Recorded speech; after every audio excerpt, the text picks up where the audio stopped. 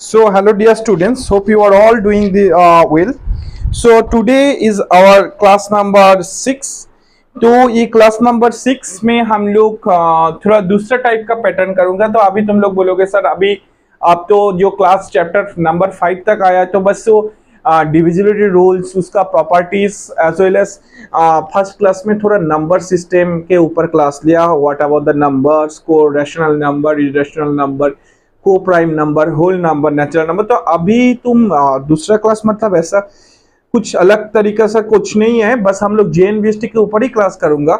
लेकिन हम लोग आज प्रीवियस पेपर सॉल्व करूंगा. ये जो मेरा हाथ में है ना, तो ये पेपर हम लोग का 2020 का पेपर है जेएनवीएसटी में. अरिथमेटिक टेस्ट ऊपर में लिखा है, देखो अच्छे से जूम करके देखो. ये अरिथमेटिक टेस्ट ये 2020 का पेपर है बेसिकली. तो अभी तुम बोलोगे सर प्रीवियस ईयर का क्वेश्चन पेपर हम लोग क्यों पहले सॉल्व कर रहे हैं?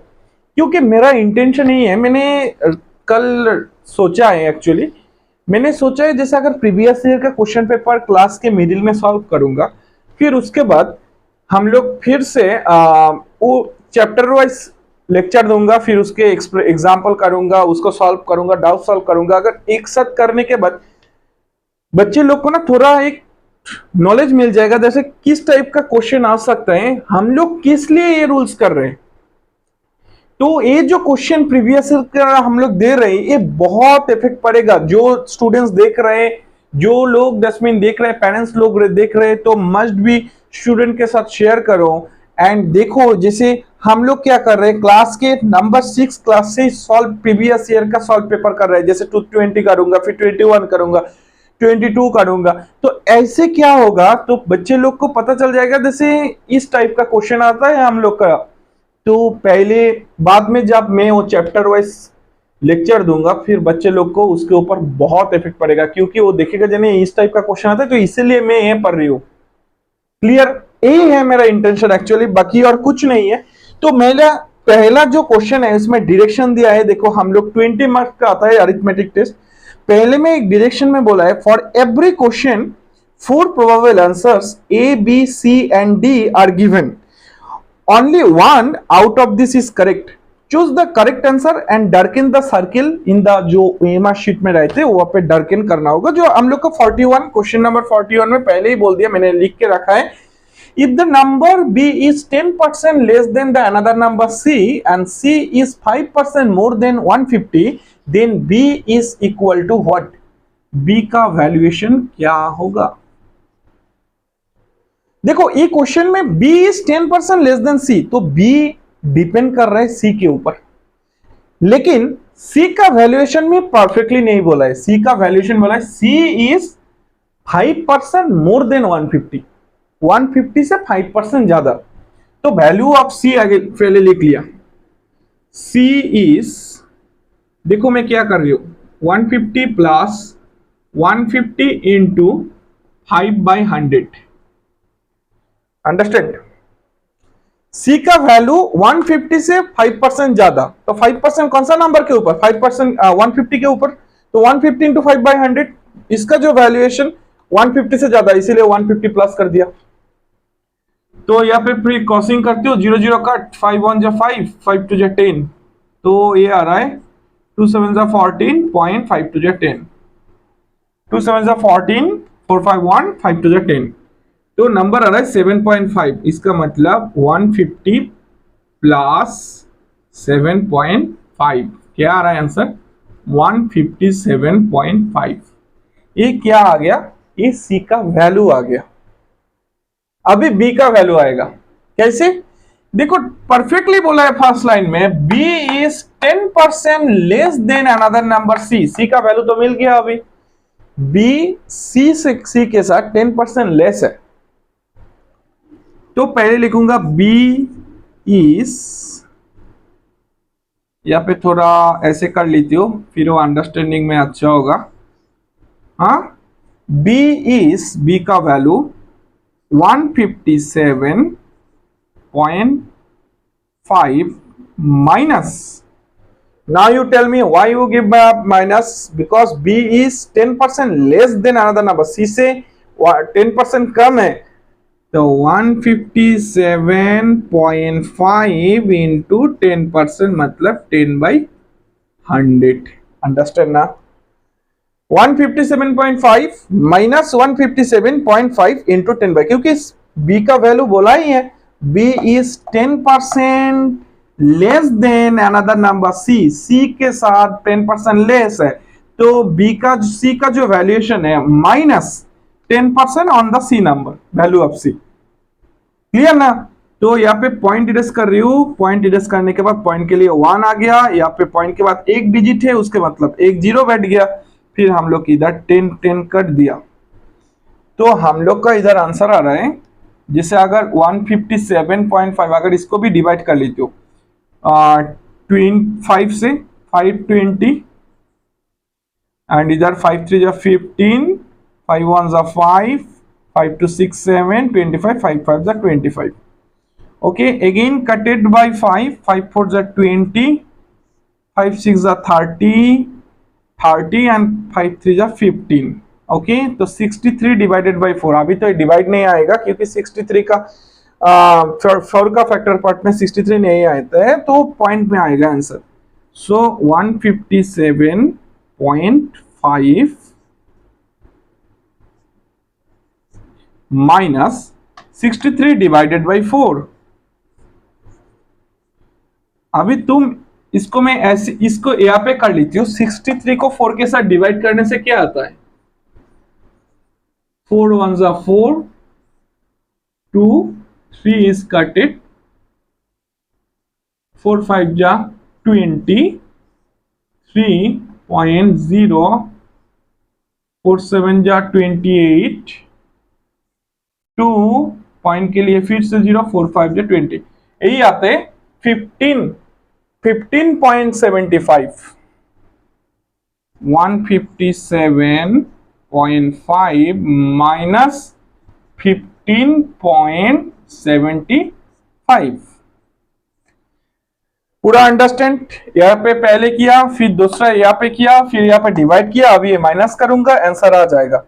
यहाँ पे कर लेती हूँ माइनस 157.5, ये होल नंबर है, ये डेसिमल नंबर है, और इधर है 15.75, तो ऊपर में जीरो लगा दिया। 5 to 10 5 and is 1 7 1 8, 8 to 15 8 9 10 11 12 13 14 15 7, okay, and is 1 5 1 6 6 7 1 1 to 5 is 4 and last one 1। तो क्या आया आंसर? आंसर आया 141.75। आ गया answer, number D is the correct answer, 141.75। तो तुम लोग देखो पीडीएफ में, देखो 141.75 is the correct answer. PDF open करो, नहीं तो मजा नहीं आएगा, क्योंकि ऑप्शन देखो, 4 ऑप्शन है, एक ऑप्शन है 157.85, दूसरा नंबर का ऑप्शन है 153.85, तीसरा नंबर में है 151.75, चौथा नंबर है 141.75। ओके, तो यही हम लोग 41 का solution. Hope you have guys understand. फिर भी कोई डाउट रहेगा मेरे को मैसेज करना, मैं तुरंत उसके ऊपर क्लास देके वो पूरा सॉल्व कर देंगे। तुरंत जाते हैं 42 नंबर क्वेश्चन। हम लोग ना एक ही दिन में पूरा पेपर सॉल्व नहीं करूंगा, ठीक है, मैं एक एक दिन में थोड़ा थोड़ा करके करूंगा, एंड 10 मिनट सिक्वेंशियली करूंगा मैं। ओके, तो मैं इरेज कर रही हूँ, ये पूरा नोट डाउन करना। Hope you have understand this question. बहुत अच्छा था क्वेश्चन। बी का वैल्यू भी नहीं था, सी का वैल्यू भी नहीं था, दोनों नंबर एक दूसरे के ऊपर डिपेंडेंट भी था, एक परसेंटेज का वैल्यूएशन लगा दिया, थोड़ा परसेंटेज टाइप का ही क्वेश्चन है, ये परसेंटेज टाइप नहीं, परसेंटेज का ही क्वेश्चन है। Okay, let's start with the number 42 number question. 42 लिख लिया इधर, 42 नंबर क्वेश्चन में बोला है the sum of HCF and LCM of 45, 60 and 75 is, question में बोला है the sum of HCF and LCM of 45, 60 and 75। पहला वाला मेरा एक ट्रिक्स रहेगा, देखो मैथ में जब तुम सॉल्यूशन करोगे क्वेश्चन का सॉल्व करने के लिए टाइम बहुत कम है, ठीक है, तो ज्यादा बहुत स्पीड में करना होगा हम लोग को। पहले हम लोग में बहुत स्लो में बोल रहे हैं तुम लोगों के लिए, लेकिन क्वेश्चन बहुत स्पीड में करना होगा, बहुत अच्छे से करना होगा। फॉर क्वेश्चन में बोला जैसा हम आप एचसीएफ एंड एलसीएम, तो फिर निकल लेते हो हम लोग पहले एचसीएफ 45, 60 एंड 75 का एलसीएम। हाँ, एचसीएफ हम लोग प्राइम फैक्टराइजेशन के थ्रू में कर सकते हो, वो जो बहुत 10 मिनट तुरंत हो जाता है, लेकिन डिवीजन मेथड में थोड़ा टाइम लगता है। अभी तुम बोलोगे सर प्राइम फैक्टराइजेशन क्या बोल रहे हो, डिवीजन क्या बोल रहे हो, वही तो मैटर है। उसीलिए तो मैंने प्रीवियस ईयर के क्वेश्चन पेपर पहले चूज किया, क्योंकि बच्चे लोग सोचा, तुम लोग नोट डाउन भी करो, जिसे मैं कौन सा कीवर्ड यूज कर रहे हो, प्राइम फैक्टराइजेशन यूज कर रहे हो, मैं डिवीजन मेथड बोल रहे हो, तो वो जब क्लास दूंगा फिर उसके ऊपर कमेंट करना, फिर वो डाउट सॉल्व हो जाएगा। वो क्लास में वो सब कीवर्ड के ऊपर मैं हर एक डेफिनेशन दूंगा, तो क्लास बहुत इंटरेस्टिंग हो रहा है, ठीक है। The sum of HCF and LCM to 45, 60, 75 कर लेती हो। इसका HCF 5 से डिवाइड होता है, हर नंबर के पीछे 0 एंड 5 है। 5 9 जा 45, 5 12, 5 15, 3 के साथ डिवाइड होता है, 3 3 जा 9। ओके, ऐसे करने से ना एक दसवीं एक प्रॉब्लम भी आएगा ऐसे करने से। नहीं, हम लोग एक दूसरा पैटर्न यूज करते, ऐसे दिखा रहे हो, ये अच्छे से हो जाएंगे तुम लोगों को। एचसीएफ फाइंड कर रहे हो, पहले क्या फाइंड कर रहे हो, एचसीएफ ऐसे कर लेते हो, क्योंकि मैं एलसीएम भी यही प्रोसेस में यूज करूंगा, तो फिर वो अंडरस्टैंडिंग अच्छा होगा। 45, 60 एक ही टाइम में दोनों का काम हो जाएगा, तो इसीलिए मैंने वो इरेज कर लिया, ठीक है। 75 कर लेते हो, इसका एक एक करके प्राइम फैक्टराइजेशन। 5 1 5 9 45, 3 3 जा 9 हो गया। फिर 5 दिए, 5 करके 5 12, 3 4 जा 12, 2 2 जा 4 एंड 75 5 15 5 3, बस हो गया। तो अभी 45 इक्वल टू क्या क्या आया, 5 इंटू 3 इंटू 3। फिर 60 जब किया उसी टाइम में क्या आया, 5 इंटू 3 इंटू 2 इंटू 2। एंड जब 75 किया तो क्या किया, 5 इंटू 5 इंटू 3। तो मैंने किस लिए पहले वो इरेज की कर लिया, क्योंकि एक ही टाइम में दोनों का काम में आएगा, तो हम लोग को टाइम बच जाएगा। एचसीएफ मेथड में तुम बस फॉलो रखो, एचसीएफ जब फाइंड करोगे ना, एचसीएफ जब फाइंड करोगे बस तुम फॉलो रखो, इनमें से कॉमन कौन सा नंबर है, कॉमन है 5 5 5, तो एक हो गया 5 इंटू दूसरा कोई कॉमन ऐसा है 3 3 3, लिख दिया 3। ओके, तीसरा कोई नंबर कॉमन, इसके पास एक 3 है, इसके पास तो नहीं है, और कोई कॉमन नंबर नहीं है, तो इसका मतलब इसका इस हो गया 15। अभी देखो एलसीएम भी एक ही टाइम में हो रहा है, तो इसका टाइम बच गया ना, नहीं तो फिर एचसीएफ करूंगा एक टाइम, फिर दूसरा टाइम में एलसीएम करूंगा, फिर बहुत टाइम लगेगा। एलसीएम में तुम बस देखो, जैसे देखो अभी कैसे मैं चूज कर रही हूँ एलसीएम, कैसे कि एक आ रहा है, क्योंकि उसके ऊपर मैं पर्टिकुलर क्लास नहीं दिया है अभी, उसके ऊपर क्लास दूंगा, लेकिन ये प्रीवियस ईयर का क्वेश्चन सॉल्व करने के बाद दूंगा, तो फिर वो बहुत अच्छा होगा ना।